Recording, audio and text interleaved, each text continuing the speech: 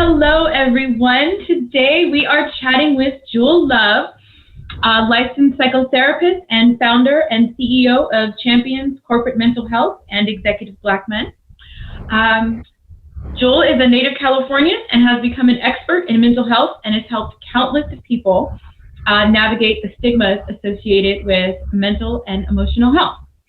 Often when we think of men's health, we think of male virility, but there's so much more, and I wanted to bring in Jewel to talk about that. So today we'll be exploring the correlation between mental health and overall well-being from a male perspective. So welcome, Jewel. How are you today? I'm fantastic. Glad to be here. How about yourself? How are you? I am great. Just not enjoying the May gloom here, but I'm sure the weather where you are is awesome. It's not bad. No complaints. I heard that. So Jewel, to start, what attracted you to the field of psychology? Absolutely. So I'm biracial. I'm mixed with African American on my father's side, Scottish Canadian on my mother's side, and I grew up in a multicultural Japanese Buddhist community in the San Francisco Bay Area. May sound eclectic, but it's pretty normal for where I'm from. Sounds fun to me. I mean, what a diverse experience you had. Absolutely. And went to UC Santa Barbara for undergrad, and that's where I really learned in depth about African American, Black slavery, and racism, anti-Black racism here in the United States, with some depth, and it just broke my heart and made me furious. And so I became a student activist in the Black community, fighting for money for Black student outreach to bring more Black students into UC Santa Barbara. I was pretty successful. However, with that success came this hole in my heart and in my soul that was seemingly a paradox of having success, but then it correlating to feeling even more distraught inside. So I left that when I left UC Santa Barbara and graduated, and ultimately realized that I was acting from a place of reactivity rather than creativity. And as long as I was reacting to what I didn't want, I wasn't really leaning and living into what I did want to experience. And ultimately, for me, that was going to go through a process of healing. And so I left my Buddhist community when I left college as well, studied world religions, and ultimately landed on psychotherapy. About 25, 26, I began questioning my sexual orientation. Had been heterosexual up until that point, but started having these homoerotic dreams at night. I had a girlfriend at the time, so problematic. A little bit. Potentially, and it was. And she said, you need to go see a therapist. Phenomenal advice. I didn't know therapy. I hadn't been to therapy. I didn't know nothing therapy. I didn't know therapy. Okay. But I was at a place where, it was like when Kanye was talking this way, he was like, this way you ain't got the answers. I didn't have the answers anymore. I really thought I was on top of things up until that point. And then it became something that none of my friends, none of my family could relate to. And I had to seek professional help. So I did the whole coming out as a gay man for 2 years. During that time, dated trans women. Interesting experiences. Ultimately, I'm attracted to women, and so that wasn't the right fit for me, but very much learning experience. But during that time, I stumbled, and this was soul and spirit very much leading me in this direction. It's how it can work sometimes when it comes to mental health and spiritual growth, is I stumbled on what's called men's work. Men's work is from the men's movement out of the 1980s that was a response to second wave feminism, more women coming into the workplace and beginning to leave their marriages. They weren't satisfied. They could make their own money. Men were getting divorced by their wives and asking, what happened? And also, what is my role? What is my purpose in the family and in society? And these men started getting together and tapping into their emotions more and started to look at healing and manhood initiation, the lost art of manhood initiation. And they developed books and seminars and workshops. And so when I was in therapy, I was introduced to that, about initiation into mature manhood, psychologically from that of a boy to that of a man, in the initiatory journey that's required in this philosophy anyway, to get to that place. So that's something that I underwent in my time in therapy. I love therapy so much, I decided to dedicate my life to it. I went back to school, I got my master's in clinical psychology, I did my hours, and then I started up Black Executive Men. Black Executive Men helps Black men in corporate America find inner peace, and it's through one-on-one psychotherapy. It's still going today. I love what I do. It's extremely rewarding to, currently I'm a digital nomad, so travel the world but connect with brothers back in the United States and have these deep transformative dialogues.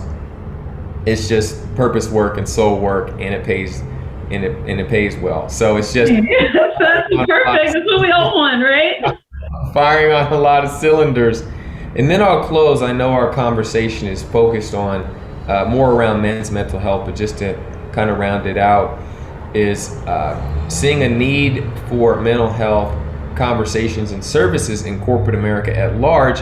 I started Champions Mental Health, and we provide corporate employee resource groups with mental health workshops. So doing a few different things, but definitely found my calling. That's a beautiful thing, because not everybody can find their calling. So that brings me to my next question, which is, mental health is attached to stigma, particularly in the Black community. How are you and your team addressing these challenges and the stigmas associated with mental health? So I'll speak about Black Executive Men. That's probably a more clear-cut example, and then I can also talk about champions. But you're absolutely right, the stigma that exists in the Black community. And there's a lot of stigma in other communities as well around mental health.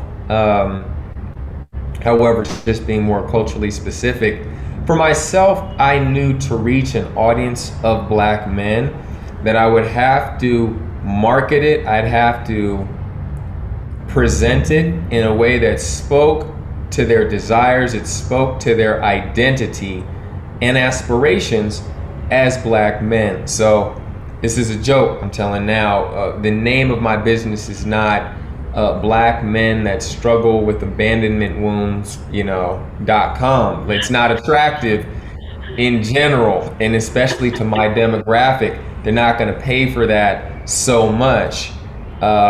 So I figured out that you're right, the stigma exists, so I'm not going to lead with that. Black Executive Men says nothing about therapy. Those three words say nothing about wounds, healing, about mental health at all. No. So tricky. Externally, that name, it's approved. It's not only approved, it's desired by my clients, and I would say in a large part in the Black community. It's just a dope thing to achieve. Yeah. So I made that the name of my business, and then yet it still is psychotherapy. So to answer your question, and working with Black men specifically, I have found it valuable to lead with what's aspirational, lead with something that's empowering, where they can see themselves growing into it and say, well, where is this leading? Oh, that's where it's going? Well, I can sign up for that. Now tell me about the program. And then it's psychotherapy. It's pretty standard psychotherapy in the actual sessions. But the marketing and the packaging, I'd say speaking to something aspirational for men and for the Black community, and in this case for Black men, can be successful in putting together a program that helps to sidestep stigma pretty kind of all together, at least on the first take. So I'll leave it at that, actually, just for BEM, because it's kind of similar for champions, but BEM is the best example I have to offer. And now, do you find that you are having to take a different approach versus Black men versus Black men, Black executive men versus champions? Are you finding it's a totally different approach? Yeah, definitely. Let's talk about the different approaches. So, corporate America already has employee resource groups for different identity groups, and Black African American is a pretty well established one for many corporations. It's new for others. Many of those others are just getting their ERG started, and usually having an African American or a Black ERG, it's one of the first ones to come about. So the identity group and some funding for that group, it's already there. What's going on in corporate America right now, and has been accelerated, is an acceptance and a promotion, actually a demand for mental health services and conversations in general, but culturally specific conversations for these different groups that don't see themselves or don't really identify with a just general mental health conversation that doesn't take the cultural components into account. So my company, we contract with psychotherapists to lead workshops for these different identity-based communities.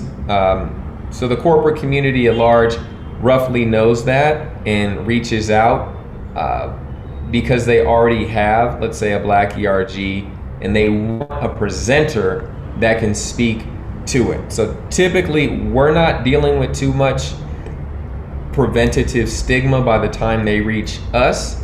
Most of that work has already been addressed enough to give us a call, and they're saying, we want this. Okay. Yeah. Okay. So that being said, when we think of men's health, like I said before, we usually think of male vigor. I mean, yeah, we think of the little blue pill and all of that. Yep. However, we know that sexual desire starts in the mind. What role does mental health play in male virility? Absolutely. The first thing that comes to mind is depression.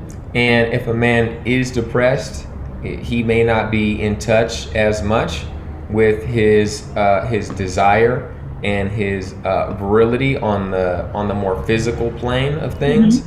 So there's definitely a connection there with depression symptoms, lethargy, lack of energy, low motivation, low self-esteem, and sexual desire. Those can be connected. And so that's something, if you're a Black man who's listening, or in partnership with a Black man who's experiencing some symptoms of depression, and also be it issues with virility or performance, if you will, that's something to look into, the connection. However, there's another piece that's really important, and it's actually more often what comes up in the work that I do with clients, and it has to do with psychological intimacy, emotional vulnerability. And when a client is not feeling connected with his partner, he's not emotionally connected, emotionally emotionally connected. When he's not emotionally connected with his partner, there could be a feeling of distance, and that can translate into a reduced amount of sexual desire connected to virility. So what we're doing is we're connecting a lack of emotional and psychological connection in a relationship to physical health and sexual desire. And there can definitely be a connection in those two places. So what I typically work on is helping men to identify. So it's going to be 2 or 3 steps. One is to identify their feelings. I'm not talking about the thoughts surrounding the actual feelings, anger, sadness, using the word frustration, irritation, loneliness. You'd be surprised. Fear, discomfort, naming the feelings that are coming up for them in relation to be it racism in society, work stress, issues in their primary relationship, connections to family. So number 1, identifying how they feel using feeling words inside. Number 2, pretty much a 2-step process, interpersonal communication, expressing those feelings to others. 2 steps. Number 1, identifying their feelings. Sounds simple. Oftentimes in education, many of us never received. Number 2, interpersonal communication. That means taking those words, connecting them with some context, and sharing them with the relevant people in their lives. That's called vulnerability. And in doing so, it can create closer emotional and interpersonal bonds. Now we're talking about virility, so with their partner for more sexual desire, things of this nature to flow. Last thing is, I know it's the whole thought is, men are always ready, kind of a situation. We're always, you put it in front of us and we're ready. On and Dragon.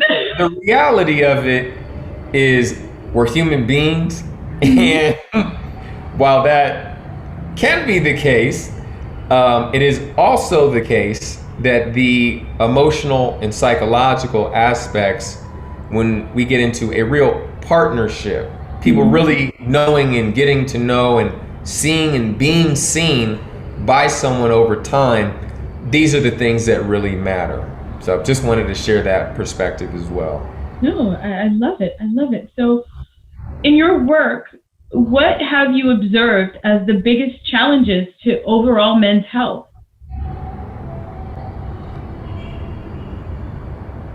I would say it comes down to childhood difficult experiences and or trauma. I'm not quick to throw a man's experiences into the trauma bucket. I typically, even though there are certain symptoms that would lead to a diagnosis of something like PTSD, some men shy away from that and don't want to take on that label, and for other men that's a very helpful title or label to work with. So I say challenging experiences or trauma. I use the words of the man that I'm working with on how he frames it, and I take it from there. But what typically happens, and this is a fundamental concept in most of psychology, that what happens to us, all of us for that matter, in our childhood can and often does have an imprint on us. And from that imprint, we see the world from those ways.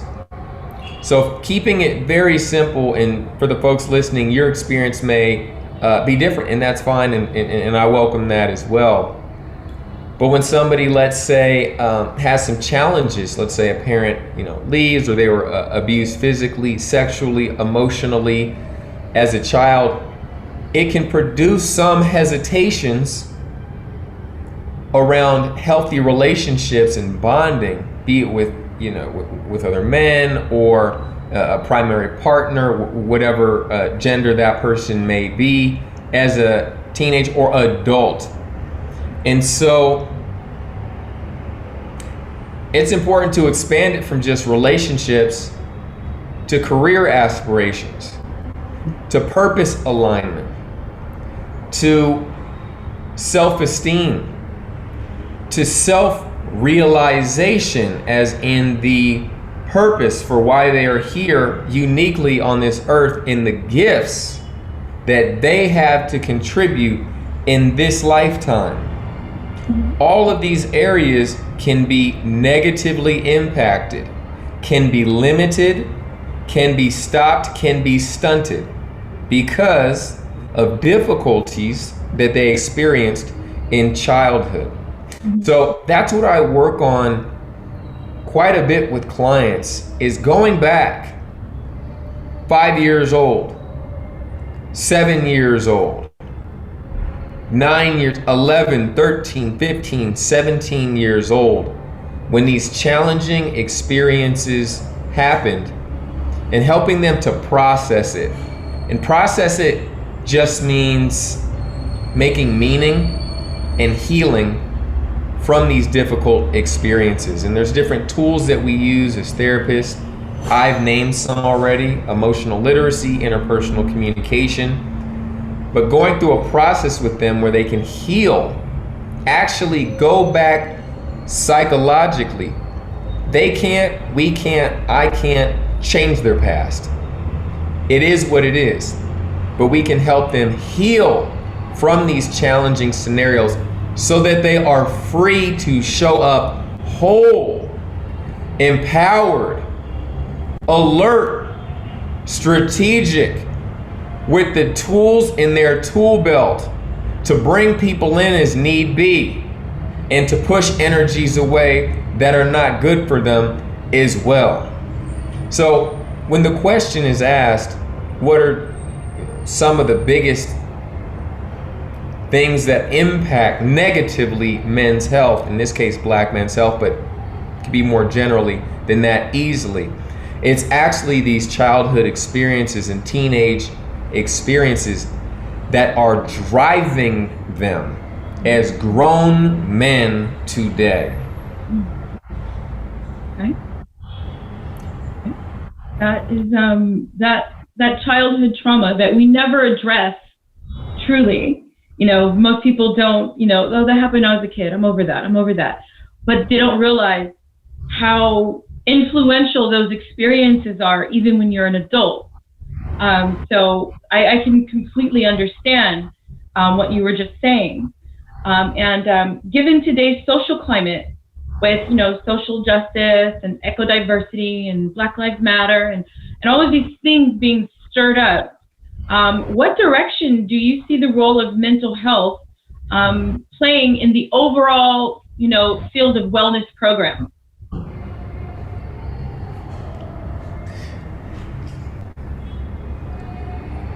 Absolutely.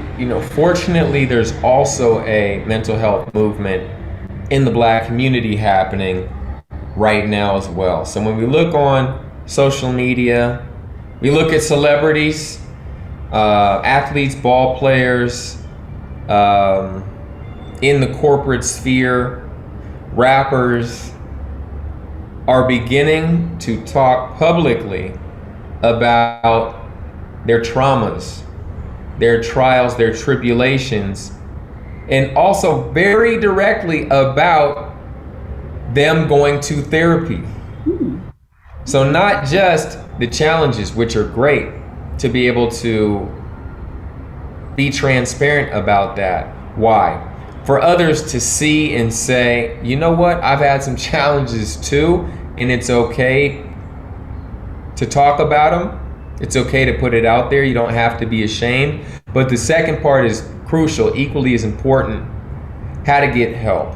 So we're seeing a lot more of that just in the Black community. We're seeing a lot more of that actually bubbling up in the corporate community right now as well. So I think the role that mental health plays in, when we talk about Black Lives Matters, we talk about the wellness movement, I'd say mental health, and I definitely am biased, but it's coming in right. I'd say it's coming in the number one slot on what's going on in the wellness movement and community today, especially on that intersection of Black community, corporate community. There's a lot of demand. There's a lot of more open talk about it. And let's put this into context. Wellness, I think of physical health. I think of mental health. I think of acts like yoga, meditation, diet, and being conscious of that. So there's a lot of action people are taking on a lot of these fronts, and I am biased because I'm swimming in the mental health world, but I see it as, if not the number one thing, definitely right up there with those that I mentioned, for what employees are asking more from their company. Black employees specifically, in general, but definitely Black employees now even more so. It's mental health conversations and services. That's really needed, actually, because while people, have been on the eat better, lose weight, get fit kick for decades now. Important. The natural healing, natural medicine, alternative therapy, mental health portion has been largely left behind, and it's now catching up. So with that, what if any natural healing modalities do you use in your personal life? Natural healing modalities. Well, acupuncture, meditation, stuff like that. Going to be, and I know, folks, you have some advanced practitioners here. It's going to be a good night's sleep for me. Really, just 10 o'clock, shutting down the technology. Turn off the lights, get the mind calm, and getting some good sleep. For me, the next day, that just puts me typically in a good headspace for optimal performance and feeling my best. The second thing is going to be meditation. It's a great tool that I use personally, that I use in my family wellness meetings that we have every Saturday, and we meditate together in those sessions for inner peace.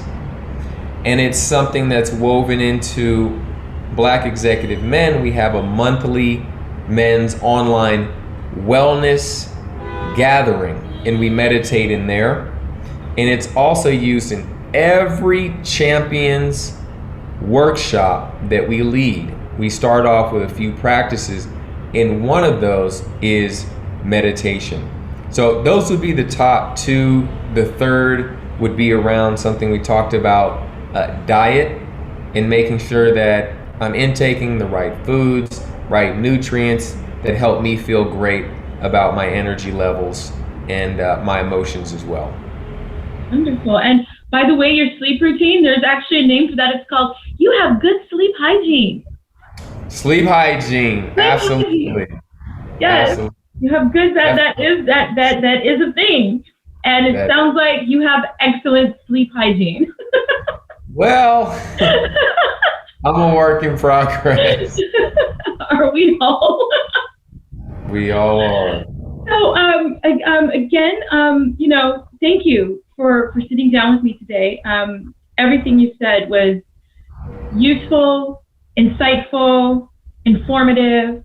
I'm sure my readers and listeners out there, I'm sure lots of people started taking notes halfway through this interview, because I know I would have, especially if I was a Black man. I would have been scribbling down some notes there.